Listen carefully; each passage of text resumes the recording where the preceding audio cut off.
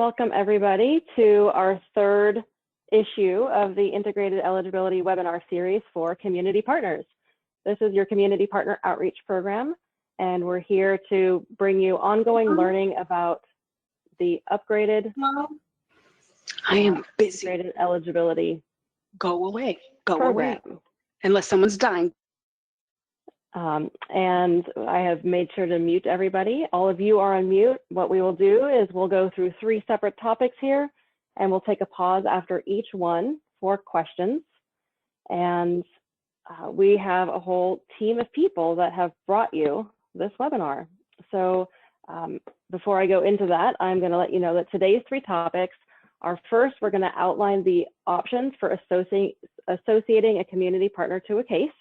We have shared lots of that information in the past, but not all in one location. So that's what we're doing today. We'll take questions about it. And then we're going to share the new miscellaneous document upload feature on the applicant portal. You'll have an opportunity for questions after we share that. And then we're going to revisit what we talked about last time.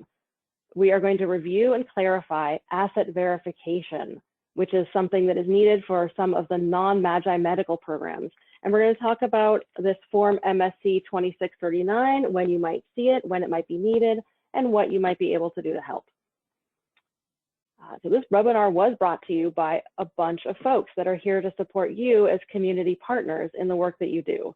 We know how important the work is that you do. We know how hard you work, and we know what you're trying to go through to get coverage and access for your clients. So we really acknowledge that. I'm happy to say that our agency is very aware of the depth of your work. And because of that, we have external communications behind you. We have processing teams behind you.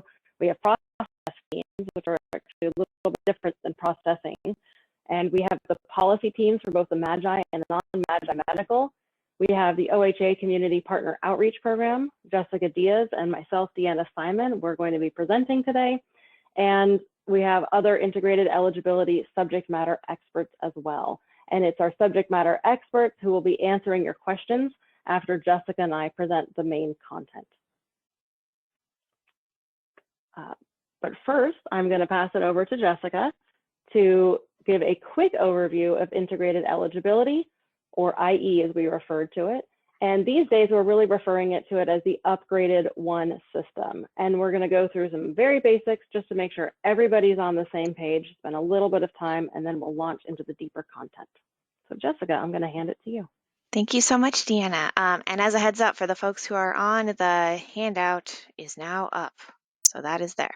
So as Deanna said, we're going to go through a quick round of just some basic terms and definitions so that we make sure we're all starting from a shared understanding. Next slide, please.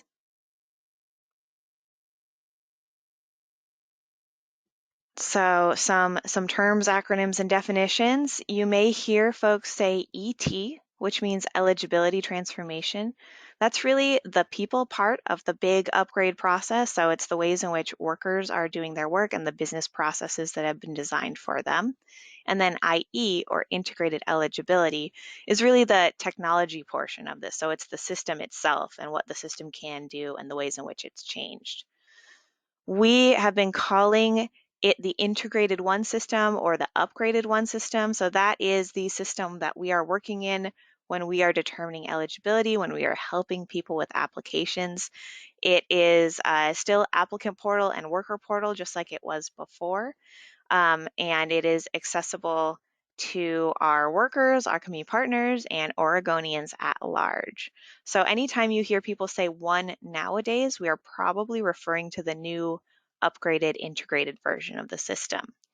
And another term you might hear for the older system is MAGI one, because before July 6th of last year, the one system could only hold the rules for MAGI medical programs, which is sort of what we as the Community Partner Outreach Program have been more used to playing in sort of that sandbox. Some other terms, so storefront office, or SFO, is essentially any ODHS office where a client could walk into.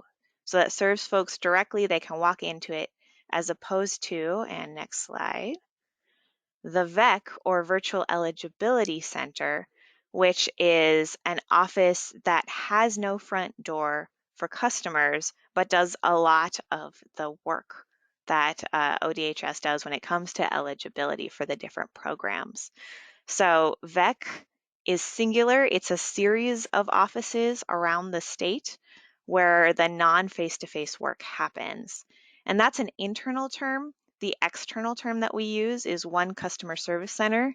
It's sort of how we used to call it the OHP Processing Center or OHP Customer Support. It's the same number that folks used to use to get to the MAGI eligibility help is now for a whole host of benefits. And so that customer service center is open 7 a.m. to 6 p.m. Monday through Friday. And many of you will be familiar with this 1-800-699-9075 number. So I mentioned applicant portal and worker portal. Just like in MAGI 1, we have these two different sides of the system. So applicant portal is where Oregonians apply and community partners also have their admin access. And then there's also worker portal, which is a more in-depth access into the system that eligibility workers use in order to fully process eligibility. Zooming through. We've talked about MAGI, which is sort of that traditional OHP or Medicaid as we know it. We also have non-MAGI medical programs that's new to many of us. These are Medicaid programs for folks who are blind, disabled, or 65 plus, and that includes programs like Medicare savings programs and also does include long-term care services. These programs have different eligibility requirements than the MAGI ones, and so there are new rules and new questions built into the one system to accommodate that. Another term that we've been talking about a lot in these webinars recently is AVS, Asset Verification System, which is one of the systems that we at the state use to verify reported assets, look for things that are not reported.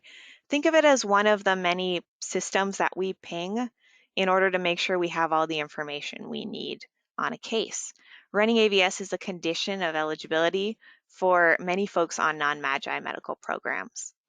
And that brings us to the MSC 2639, which is the form that is needed to get permission to run this asset verification when that is required by a program. And then, yep. So a brief overview just to make sure we're all starting from the same place when it comes to medical programs. We want to reiterate that the upgraded one system now includes both MAGI and non-MAGI medical in one application. So people don't have to know that they want to apply for a specific medical program. They apply and then the system determines what they're eligible for.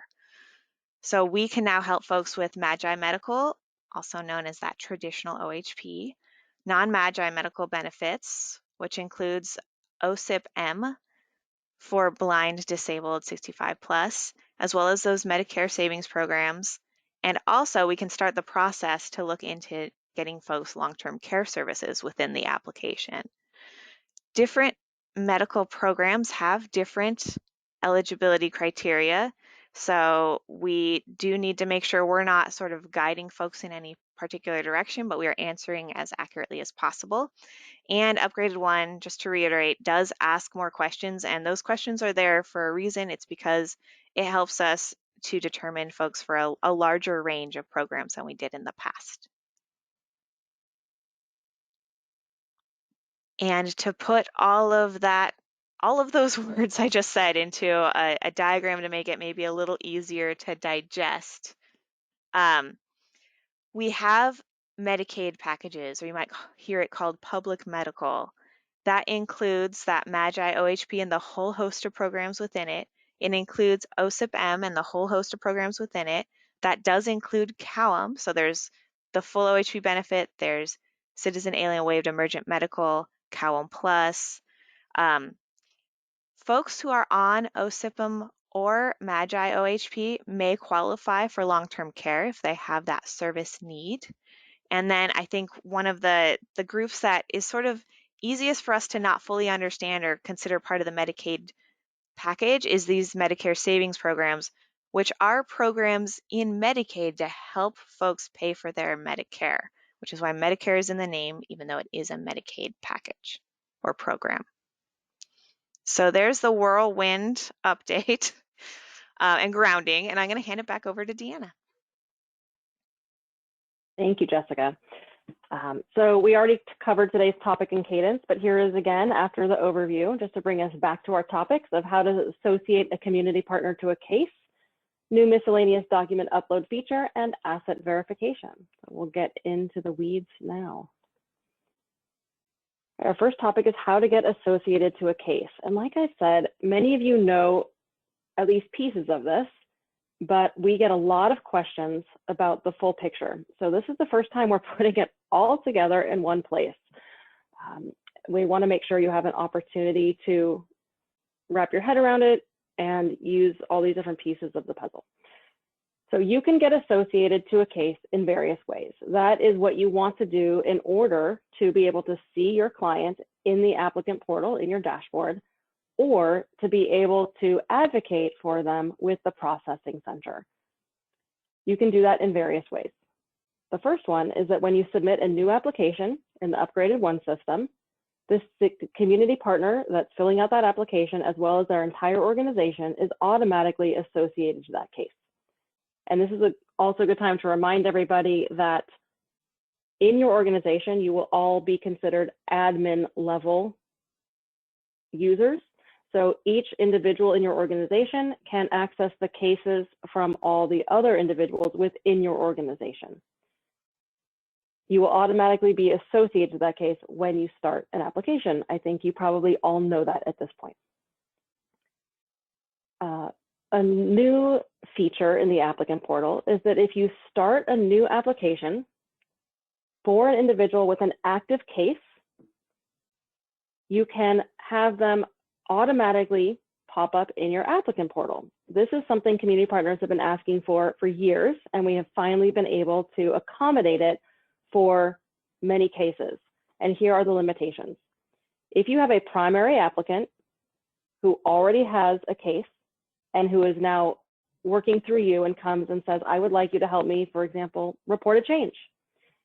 As long as they don't have another CP association, you can start a new application for that individual, and they will auto-populate in your dashboard after they enter their name and their birth date and their social if they have one.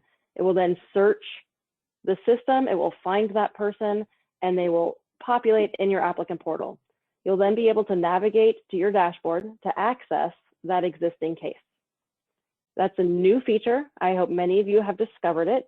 If you haven't, then when somebody comes to you and says, I already tried applying on my own, but now I need help, you can try this, and I've heard it is working really nicely. And we do want to offer a cautionary note.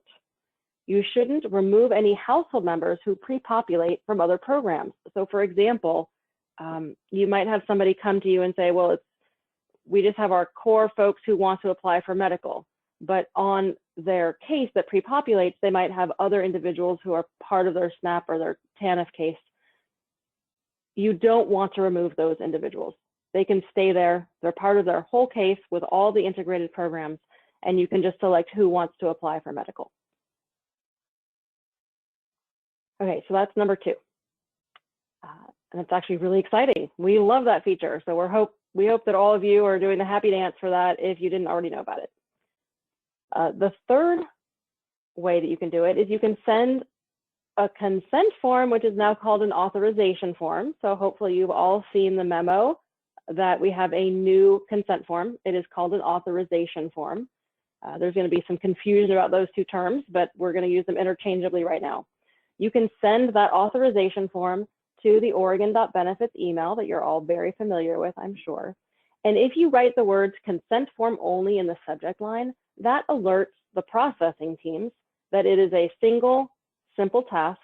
They look daily for those, they pull them, and they process them.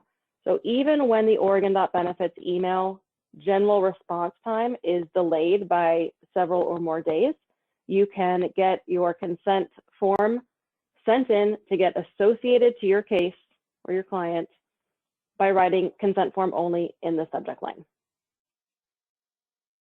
and that is working. Let's see. The next way to do this is to call the CP line to expedite that association. So if you have somebody sitting in front of you right now and you can't wait a few hours for the processing teams, the email teams, to find that email, then after you send that email, you can call the community partner line. There is still an option, it's number 2, and it's if you have a consent form and you need to be associated to a case. That connects you to a team of people who have a singular task. Their only task on that line is to pull consent forms from the Oregon.benefits email that they do have access to, and to associate you as a community partner to that case. So if you need to expedite it, you email it first, then you call. It should be a short wait time if all goes well, because it's not a highly used function, and you should get what you need right away. I do want to give a reminder at the very bottom here, the little asterisk, that consent forms or authorization forms need to be sent into the agency for every form that was signed remotely. So during COVID, we have special permissions. You can have the consent gathered remotely, but then we do need a copy of that form. And you can submit it to the agency either by sending it to the Oregon.benefits email, or, little teaser here, by uploading it at the end of the application to the miscellaneous document upload screen, which we'll show you in a minute.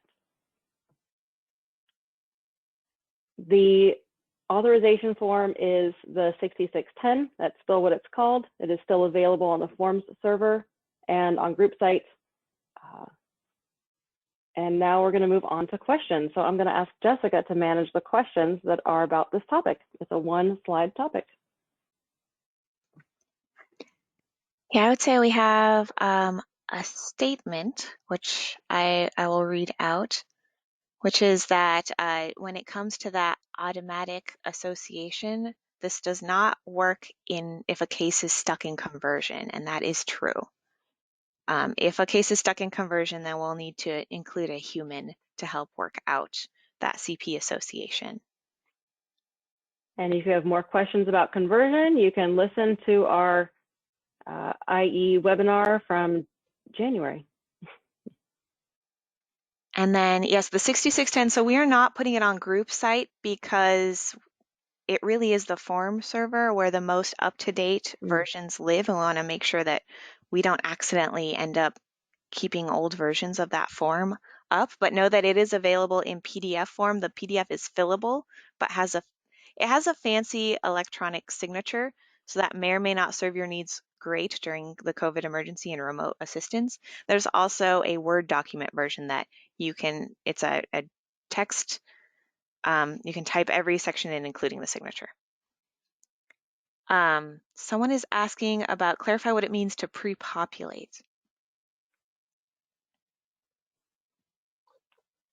In the past, when somebody had a case and you tried to help them apply in the applicant portal, it would give you a hard stop after you entered their name and their birth date and their social if they have one. It would say, I'm sorry, this person is already known to the system. They cannot use the applicant portal to apply and you can't use the applicant portal to help them with their case until you work with the processing center to get associated to them, and then you can search for them and pull up their case from your applicant portal dashboard. You no longer get that hard stop as long as you're working with the primary applicant, they're not already associated to a different community partner, and they're not in conversion. But we may have some more questions about that, and we may have other subject matter experts to answer, because I don't know exactly what it looks like. I do know that you need to navigate to your dashboard to access that existing case. But Jessica or any other subject matter experts, do you have anything else to add to that? I think we are lacking our subject matter expert on the ins and outs of applicant portal, but my understanding is that when you click to move forward, it'll say, hey, we found someone, do you want to go to their dashboard? If you say yes, you'll go straight to their dashboard where you can then start up the application or report a change. Thank you. Do we have any other questions on this topic? We have a few on consent forms. Do we need a consent form signed and emailed even if we complete an application via one? Thank you for asking that. I'm going to point everybody down to this asterisk at the very bottom, which is that it is a condition of the special permission we have during the COVID emergency period. We have this special permission to do remote assistance, but we also have a requirement that if we do that remote assistance, we must, you as a community partner, must submit the consent form to the agency so we have that on record and we know that it was a remote assistance situation. So the answer is yes. If you assist somebody remotely, even through the applicant portal, you must submit a copy of the signed authorization/consent form. Yes, Does that and answer of the course, question? even if you are helping someone in the one system, you always do need a consent form first.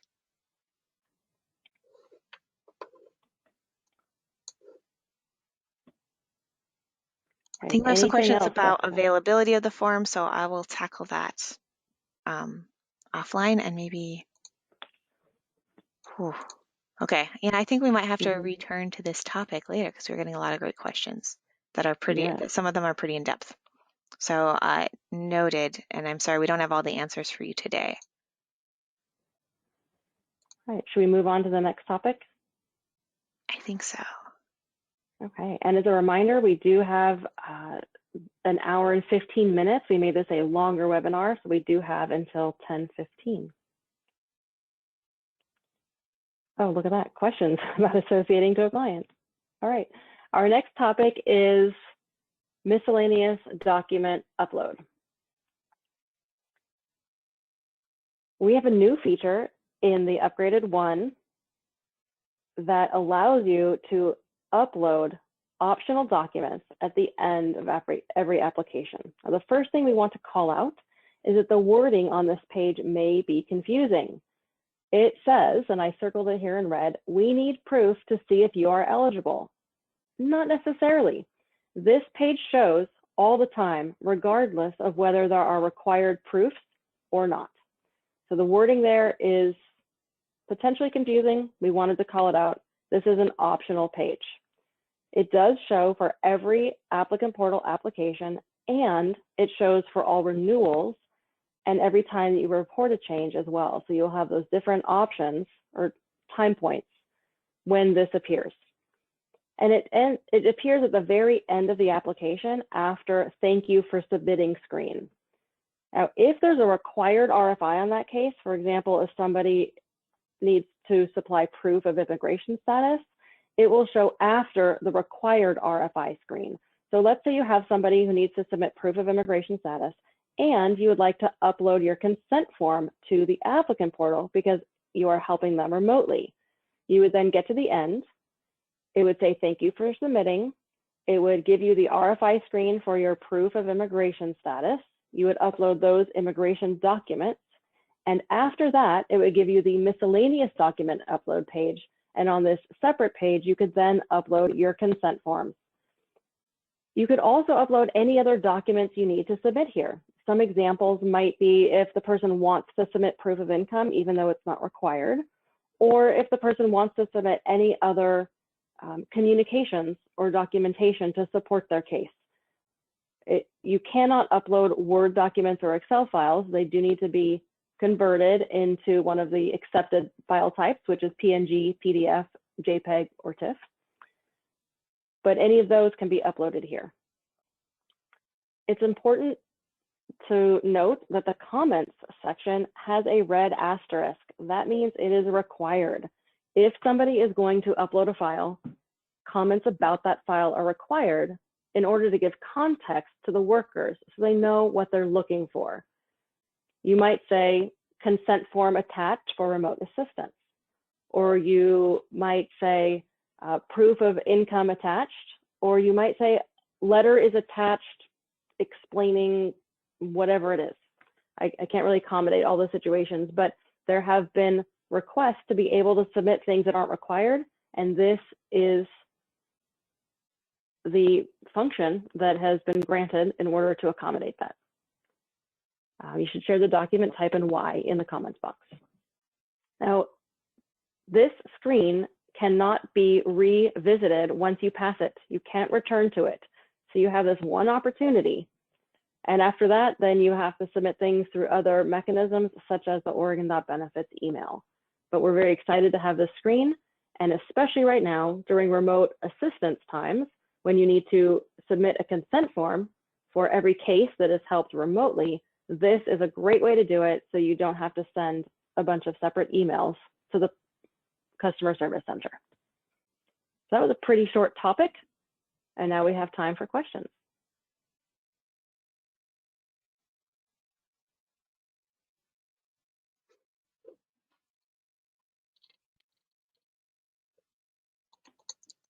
I don't think we have any questions yet. We are still on consent form in the question box. Okay, well, do we want to take a moment to revisit consent form and ask any more questions about it? Or do we have any questions that we can answer at this time?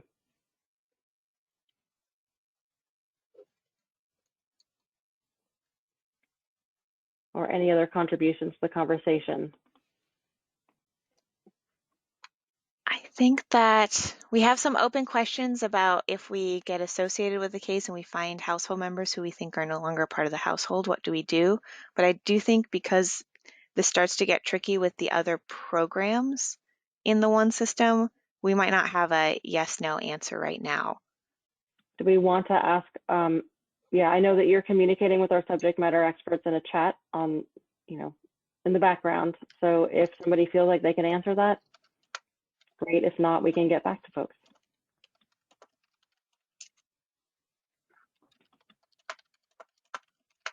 I do see a question here. I hear Jessica typing, so I'm going to chime in. It says, other than the consent form, is there another form we need to submit for phone applications? The answer is no. That authorization or consent form is the one you need to submit. It is not different for remote assistance. It just needs to be submitted. So typically, when you help somebody through the applicant portal in person, there is not a requirement to submit the consent form, only to keep it on file for 6 years. But if you're helping somebody not in person, rather remotely, then even if it's an applicant portal application, you do need to submit the consent or authorization form. So that's what that is about. It's not a separate form. It's just an additional process for us to capture that for the cases that you are assisting remotely.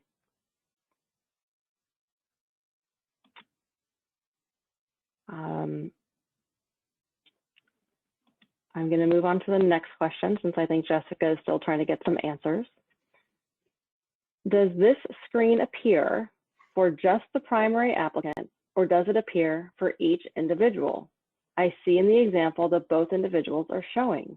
I'm going to go, thank you very much. That's the miscellaneous document. Sorry, we're popcorning back and forth now. This is a question about the miscellaneous document upload, and that is a great call out. Thank you. You are correct. This screen shows for every individual.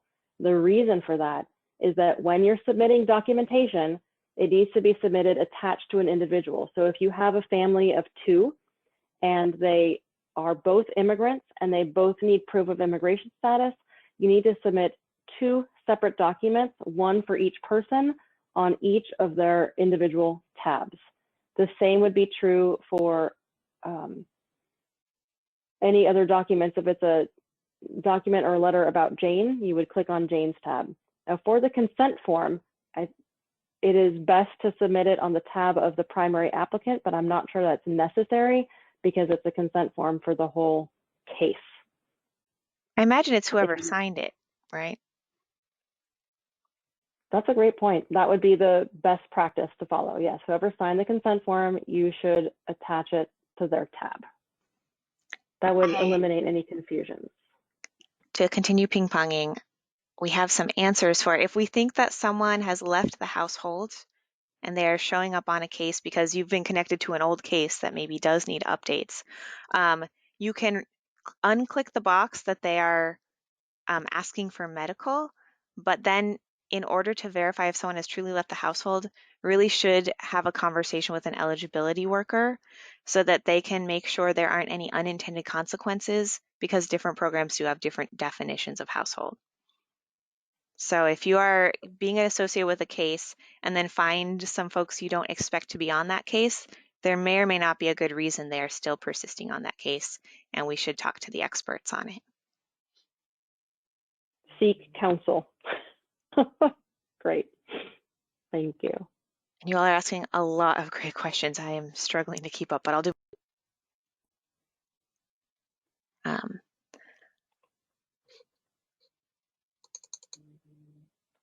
I see a question here that says, what about signature forms? Can we add those to the miscellaneous document upload? I'm not sure which signature forms you are referring to.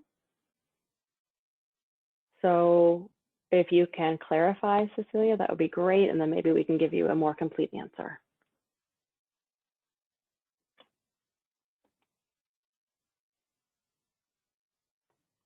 I see another question here about consent forms. At this time, what is the best way to catch up, providing all consent forms for remote assistance? Is it best to send those via email? The answer is yes, it's best to send them via email, but I'm going to ask Joey Hill, who is from our processing team, to chime in and help give some guidance for how her teams would like to receive those. Hey, this is Joey. I'm with what we call the Virtual Eligibility Center. For you all, that's the one customer service center.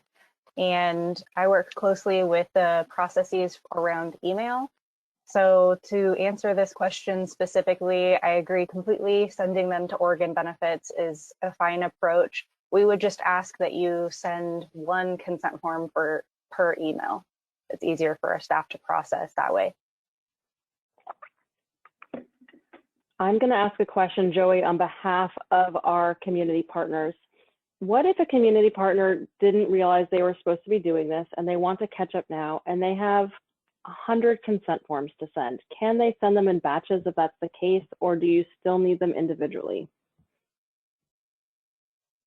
We would still need them individually. And if that's the case, perhaps they can work with the ROC so that we can partner and work them in a different way. Can they also fax them? Would that be an option? I would hesitate with suggesting that, just because faxes typically come to us broken up, meaning that the actual pages may be split. So I wouldn't want to slow down the process for the partner. Thank you.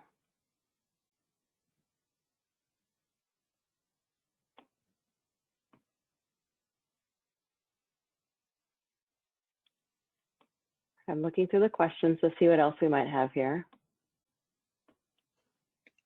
And I think a distinction to make about like what we need to upload here versus what we can upload here, which is if there's anything on a case like a tricky income situation or something where someone wants to write out some clarification on what's going on with their household, this is a place where we now can put things.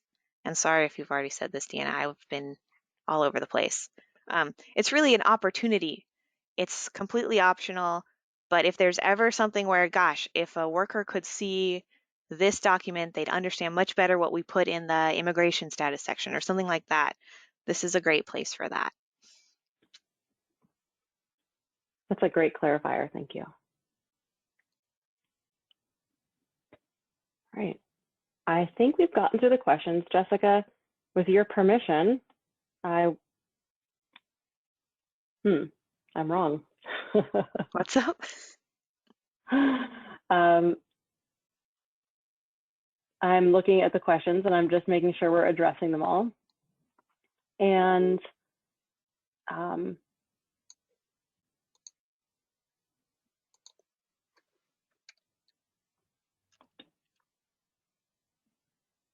I think we have addressed all the questions that we can about consent forms and case association.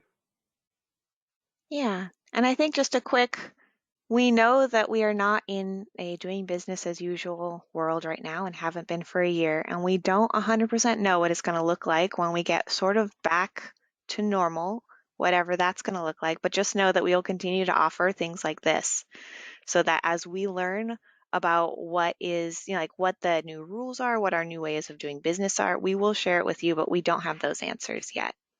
So I know there is some anxiety, and I understand it, about like, what about when the emergency period ends and how are we going to do this? We'll be there with you, and we will be working alongside you to get to that. I do see a question also about how to sign the remote consent form or the remote authorization form. We're not covering that in today's webinar, but I'm happy to send out the guide to remote assistance as a follow-up to this webinar. It can also be found on group site, and we do have guidance for that. So please look that up. It well complements the concept of how to get associated to a case. So thank you for mentioning that, and happy to provide that.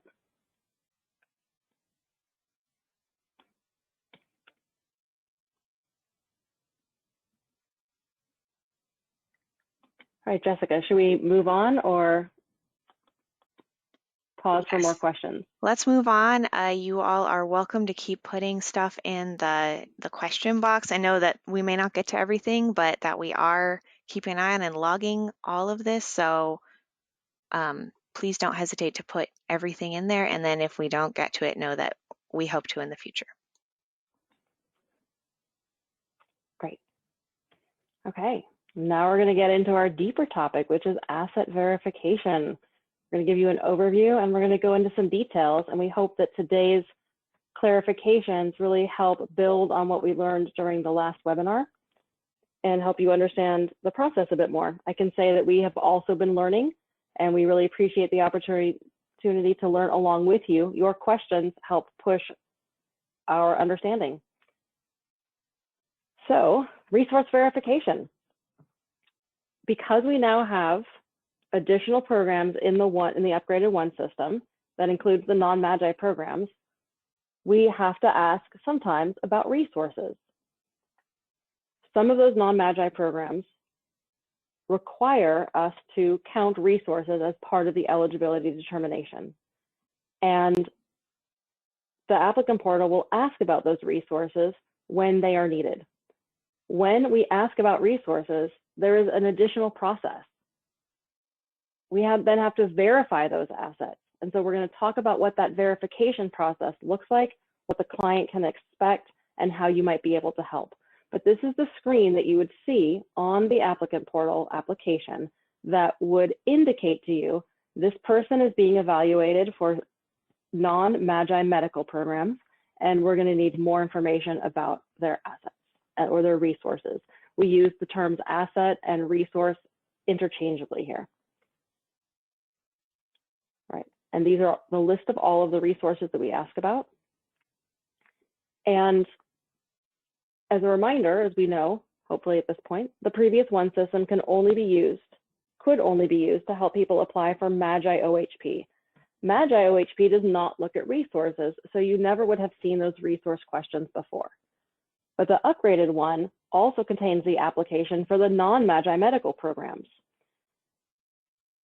Those non-Magi medical programs have different eligibility criteria, and some of them do consider assets in the eligibility determination.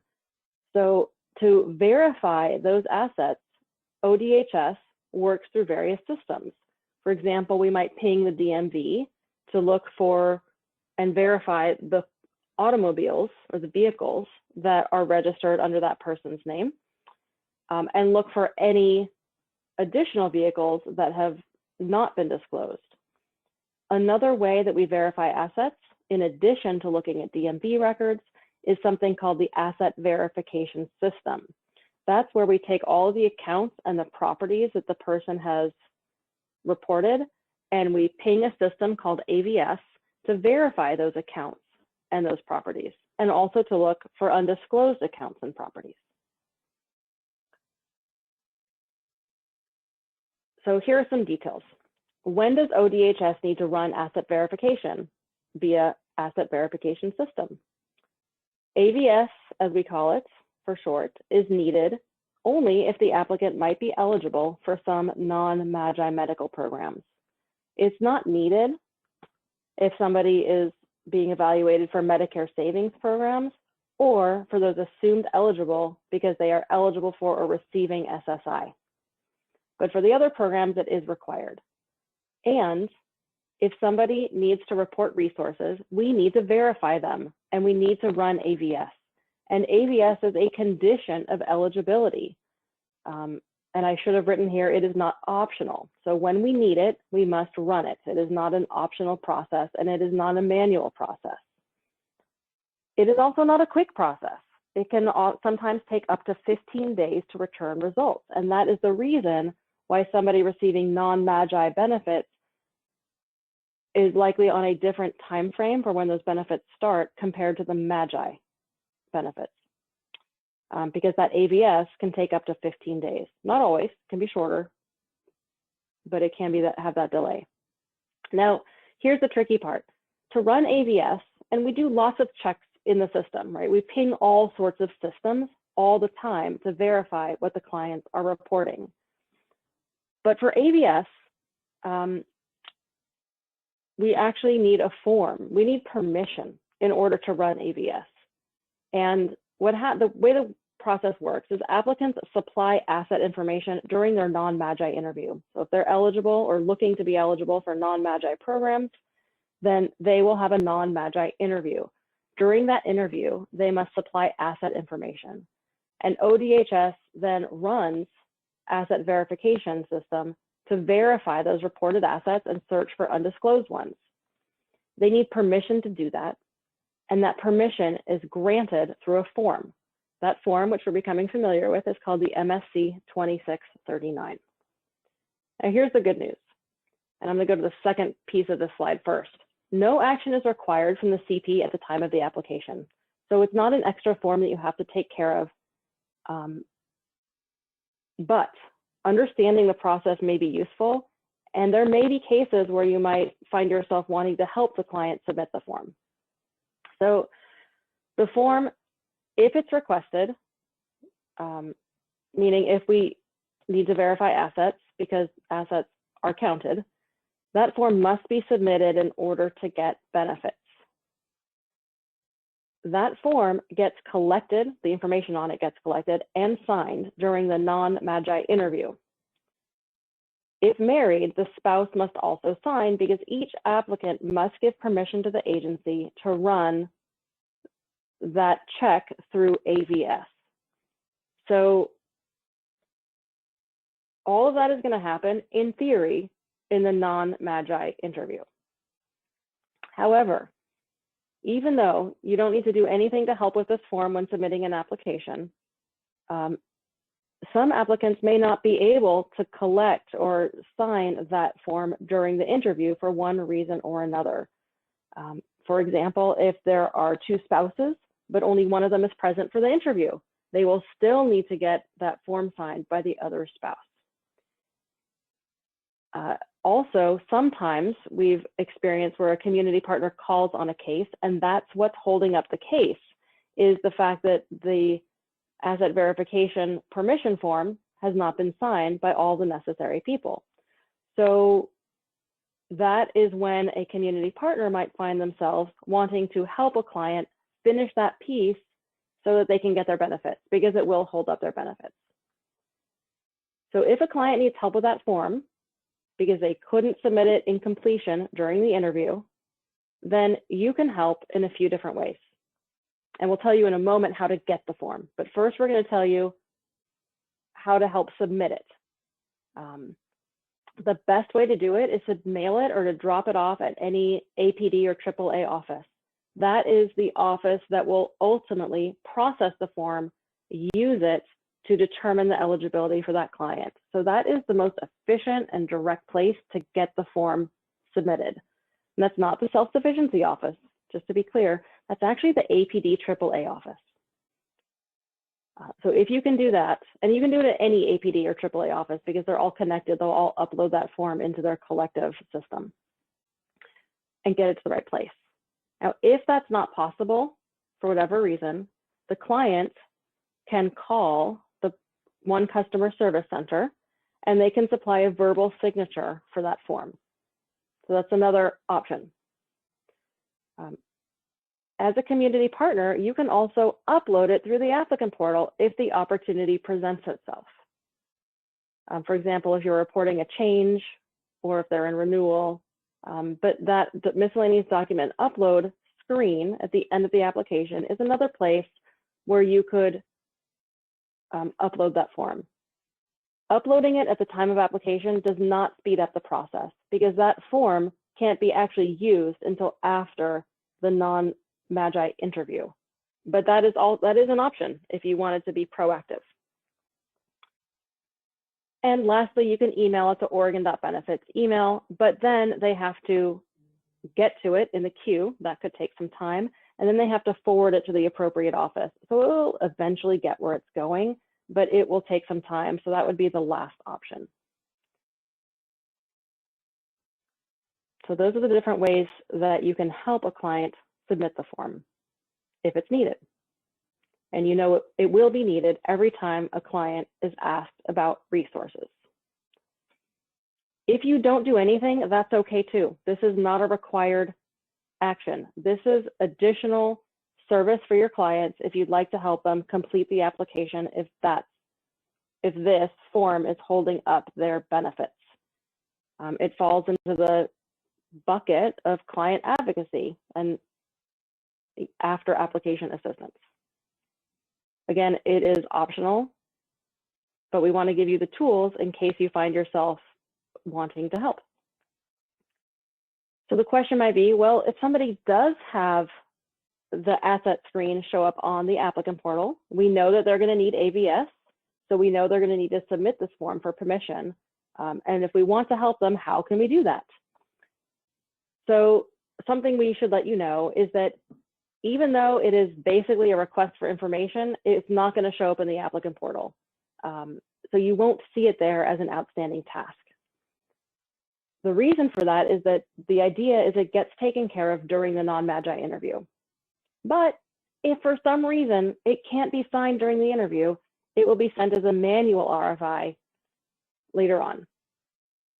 So if you need to get that form and help the client, it was sent to them, it will be sent to them at the mailing address on file if they were not able to do it during the interview. So they might have a copy of that form from their follow-up packet.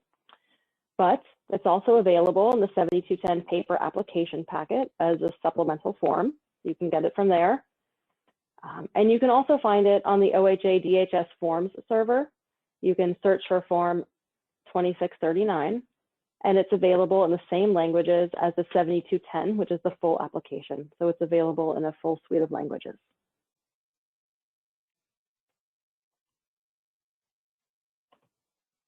All right, so that is our summary and our clarification about asset verification, the fact that we need to run AVS, which is pinging a certain system every time we need to look at somebody's assets and verify them and look for undisclosed assets.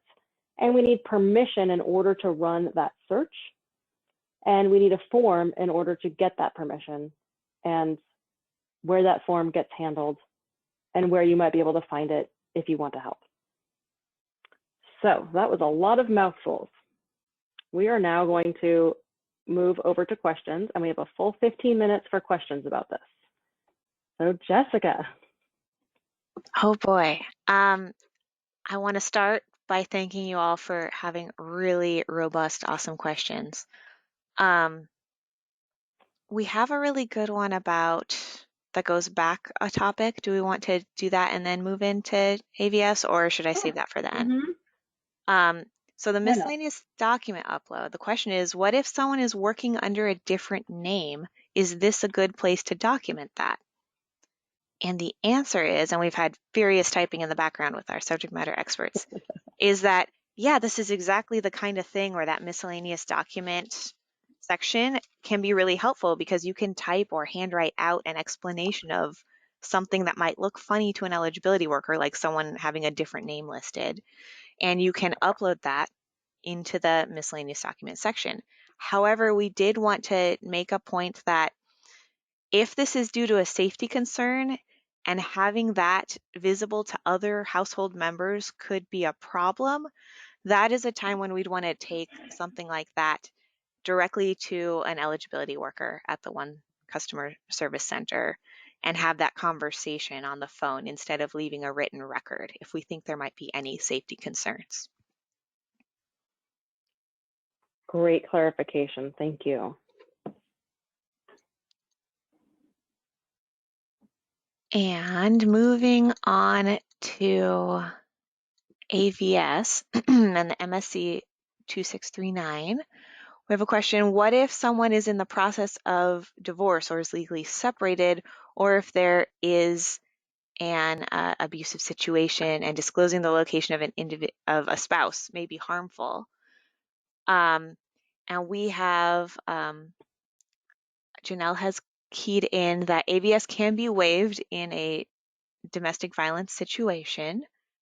And as long as an individual is still legally married, the spouse must sign the form. So if there is a DV piece to this, then that's once again talk to a worker, talk to a human about this. If you are getting questions and aren't sure how to proceed. Would it be, this is Janelle, would it be Oh. easier for me to just go through those verbally?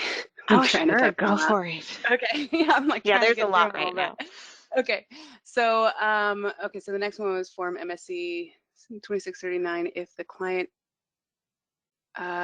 oh, we already did that in the process of a divorce. So, sorry, the next one was about applying for QMB. AVS is not required for QMB or any of the Medicare savings programs because they don't consider resources. So the resource screen, if that's all that they're eligible for, will not even queue during the interview. What if they just received their stimulus and have not had time to use it? Will that affect eligibility? So it depends on which stimulus, but most of them are they're not considered, they're excluded for a certain time frame after receipt of them. So I can't answer, we have a whole chart on all the stimuluses that have come out and how they're used and excluded. So it just depends. If it was last year's stimulus and they still have money from that in the bank account, you know, and it's past the exclusion time frame, then it would be counted as a resource. So the worker is going to ask those additional questions during the interview to find out where the money in that bank account that is found may have come from, and if it's from a stimulus and whether it's counted or not. Next question is, what about if they're getting cash? Do they need to get a MSC 2639 form? Getting cash, asking for cash assistance, like I think it's TANF. I think that's what somebody's referring to. That's my guess. okay, so the MSC 2639 is specifically for non-MAGI medical programs. So it's not run for TANF or anything. It's only for non-MAGI.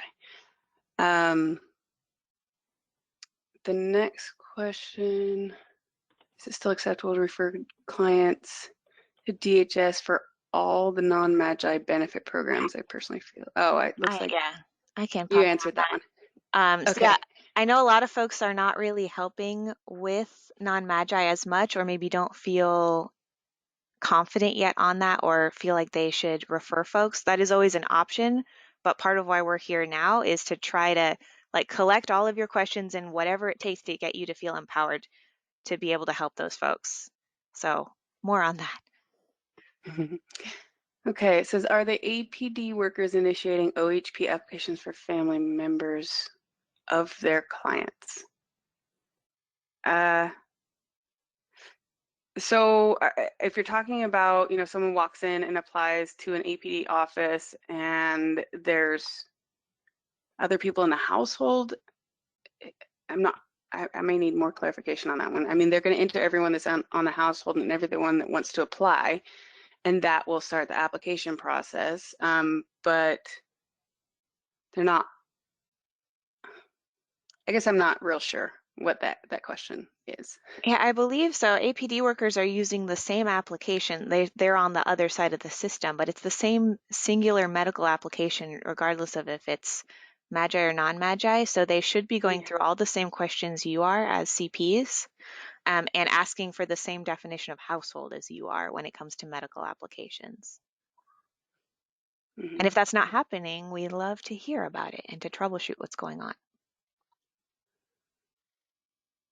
Okay, and then Deanna answered the other one, the next one about the 7210 in chat, that the 2639 is not in the 7210, but it is part of the packet that is sent out.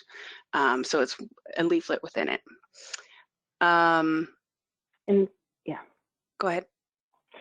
A lot of people might not be ordering those paper application packets anymore, or haven't been, but I would encourage people to do so, to have some on file. Also, you can order the application guide that also comes with the application packet. So it actually is pretty handy, and it's a side topic, but that 7210 application packet has a bunch of stuff in it. It'd be great if everybody's familiar with what comes in there. And we can provide in a follow-up email some the reminder information about how to order those. Thanks. And then Alma clarified that she's talking about if they're making money self-employed and getting paid by cash, if that cash, if they're holding it under their bed and they haven't reported it, then there's no way for us to find it. If that is deposited into a bank account, then we can find it via AVS, or you know, they can provide bank statements or whatever, but yeah, so I mean, if it's cash, it's still potentially countable. If they said I have $10,000 under my mattress at home, then we're going to say, okay, that's $10,000 in resources, and it is countable.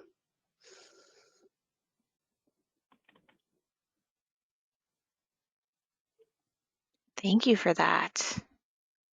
Mm-hmm.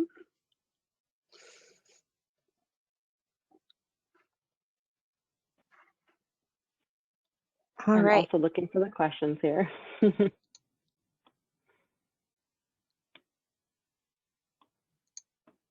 I think we do have the questions about, you know, like, when will people need an MSC 2639 form? And they will know because it will be asked by someone in their interview, and they will get mail. We won't be able to see it on the CP side because it lives outside of one right now, but we will ask for it if we need it as a piece of clarification.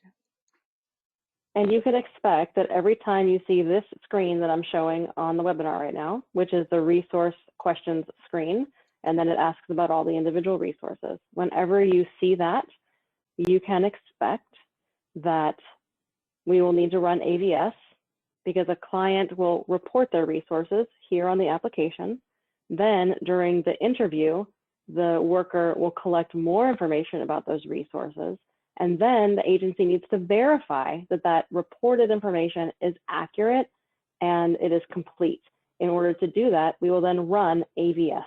So every time you see this, it starts a process that will end, or not, maybe not end, but lead to running AVS, and we will need the MSC 2639 permission form in order to undertake that part of the resource verification process. Hey, this is Hillary. I'm a process consultant on the eligibility transformation team, and I just wanted to point out one of the reasons that we say that the AVS consent will be gathered during the signature, if at all, or during the interview, if at all possible, is because we can get a verbal signature on that 2639, so we don't necessarily need the form itself signed. The easiest and the fastest way to get that consent done is with the verbal signature with the eligibility worker. So that's always going to be your best option. And again, if we can't get that for any reason, then we'll send the form, but it's not always going to be a form. They can call the VEC, they can call their local APD AAA office and get that verbal signature as well. That is such a great clarification. Thank you, Hillary, for chiming in on that. That is another reason why it might just be easier and better to not worry about it at the time of application, but just to wait until that process plays out in the non-Magi interview. But I do want to mention that even though the workers can collect a verbal signature for that form, community partners cannot. So you cannot sign it remotely have it signed remotely for your clients. Only workers can do that. But one thing that you can do that's helpful is remind folks that who are having an interview that this may come up and that it may be good to have their spouse nearby in order to verbally sign as well. Because if they're not there on the phone, then there may still be a document that gets mailed and needs to be returned.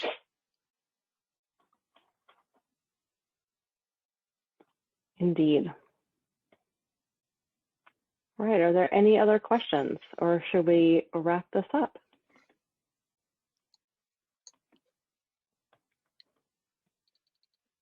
I think we're good. Feel free to keep keying things in, but I also know we have only about 5 minutes left, so we should probably make sure we wrap up.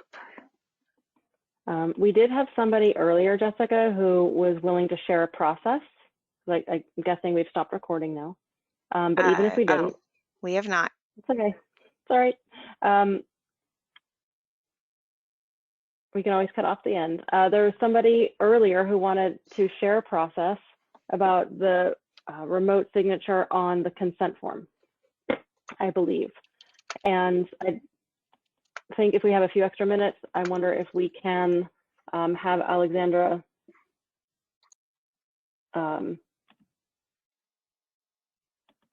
share that information with us. So I'm going to read it. And it says, she says, I was able to figure out an easy way to enter an electronic signature through the PDF form, which means the PDF authorization form specifically, not the MSC 2639. Now we're talking again about the consent or authorization form. She said, if time allows, if anyone's interested, I can show you how to do it or tell you how to do it. So I would ask our attendees, is that something that is of interest to you? Oh, we have more questions here. I want to answer the questions about the topics first. And I'm going to call out this one. How will a client be notified of the in-person interview? I think actually we might have answered that. So an interview, which may be in person or over the phone, people will get an RFI just like they would for income or immigration status, except it'll say some details about the interview. And we have an interview guide that I will hunt for. And perhaps Hillary or Janelle can chime in with any additional information about that. They will, yeah, they will get a notice saying, hey, we need to talk to you. And they can give us a call. Okay. We will, if we have a application received and an interview is required, when we pull that application to work, an eligibility worker will also reach out to them to try to either complete an appointment or to schedule an appointment. And I know that on the RFI notice that they get, there's also a special number they can call to directly conduct that interview over the phone. Yep, exactly. Yep. And if anybody, we can also send out, just for fun, the guide to non-Magi interviews that we created and shared so that you have that as a resource at your fingertips. We can send it as a follow-up. I also did see a question about developmental disability and long-term care benefits was in here. I kind of wanted to just give it a quick little overview because I believe that long-term care is going to be something we'll be talking about in a future webinar, but there are sort of screening questions in the sense that it one will ask, you know, does this individual need help with tasks such as bathing, eating, that kind of thing. And so those questions, if answered yes, will start the process of referring that person to our central coordinator unit, who will then find out which APD office they need to go to. That APD office will then do a full screening to determine whether they are APD long-term care or DD long-term care and potential eligibility there, and then get an assessment set up after that. Great, thank you. And another question here. Somebody's client received an interview appointment letter stating that their phone appointment was at 7 a.m. Is that normal procedure? And can they request a different time if needed? So I would say it's not that often you see them that early because most offices open at 8, but it is a possibility. Especially if it's like a VEC or a person, a phone interview is going to have much better chance of doing that.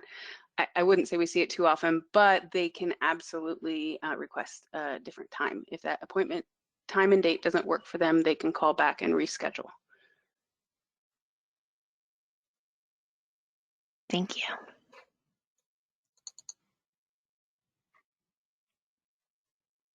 Deanna, did you want to run through the final slides? Because I know we had a little bit more content. Thank you. Oh my gosh, you're out just a tiny bit.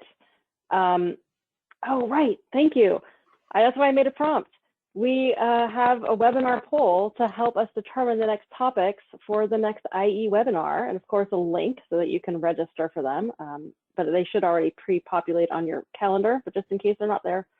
But we are going to launch a poll now on the webinar to get your input on next topics. So here we go. Launch. Is it working? I think you launched and then closed. Let's share. Oh no, because I've never done the polls before. Yeah. Well, that's not very useful. Can I relaunch it?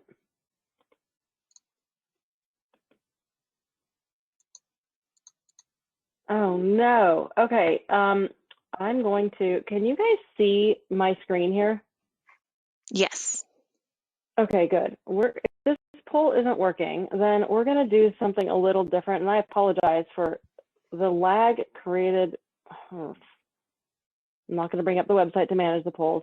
I can't figure out how to relaunch the poll. So what I'm going to say is we have 1, 2, 3, 4, 5 topics. Can you please enter your favorite topic for next time? Oh, I'm so disappointed in myself right now. I can't begin to tell you.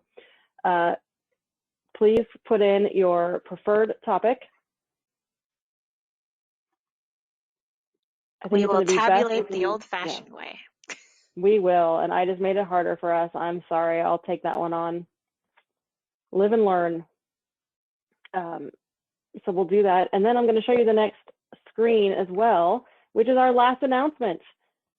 There is a new Family Services Manual. The new version has been published. It includes helpful details about eligibility, application processes, and it is available publicly. Here is a link to it. And we think that if you are really involved in this work, you're going to like this resource. We will probably cover it more in the future in some way, shape, or form. But for now, we wanted to make sure you know it's available and give you a link. And we can do the happy dance for the new Family Services Manual. This is like the deep dive into a bunch of topics that will help you learn more deeply and probably generate a whole bunch more questions too, as well as answer many, many of our questions. Yeah, and it's big, so you might want to like search for a key term that you want to learn more about. It's a great resource. We're still learning it as a resource, so more to come on that, but we wanted to share it with you as soon as we knew about it. And with that, I'm going to conclude our webinar for today. Say thank you to all of our subject matter experts and all of our contributors, and also to all of our attendees for amazing questions and helping us learn along with you as we learn to navigate this new system. So thanks everybody for joining. Have a wonderful Wednesday.